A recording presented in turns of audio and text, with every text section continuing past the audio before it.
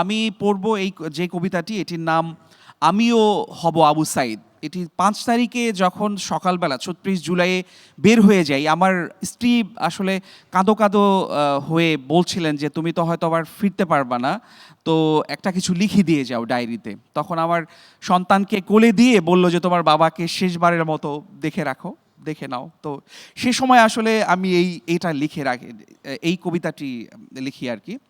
আমিও হব আবু সাইদ, লিখেছি আমি আবিদ আজম। স্বদেশ জুড়ে গোলা বারুদ হাজার অস্ত্রধারী, আমি থাকি সংগ্রামে তাই জন্মভূমি বাড়ি।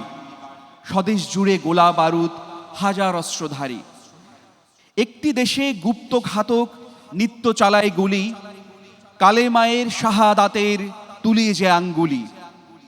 দিন দুপুরে গণহত্যা বয় রক্তের বন্যা, একাই তবে দাঁড়াই আমি অকুত অনন্যা।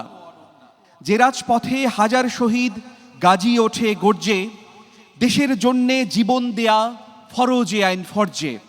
যে রাজপথে হাজার শহীদ গাজি ওঠে গর্জে, লক্ষ গ্রেনেড গুলির মুখে যে পাতিনি বুক, বুঝবে কি সে স্বাধীনতার জন্যে মরার সুখ। যার কাছে খুব জীবন প্রিয় নামেইনি রাজপথে, কেমনে দেবে সে উপশম শহীদ বীরের ক্ষতে।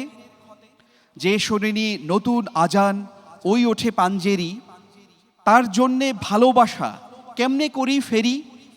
যে শোনেনি নতুন আজান ওই ওঠে পাঞ্জেরি, কাকে বলে যুদ্ধ জিহাদ যার কাছে নেই সংজ্ঞা, কেমন করে সে বাজাবে প্রেমদোহের ডঙ্কা।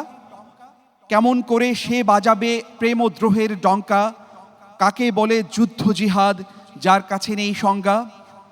দেশটা জুড়ে ঘোর ফ্যাসিবাদ এখন গহীন রাত্রি, আমিও হব আবু সাইদ আলোর পথযাত্রী। আমিও হব আবু সাইদ আলোর পথযাত্রী। ধন্যবাদ।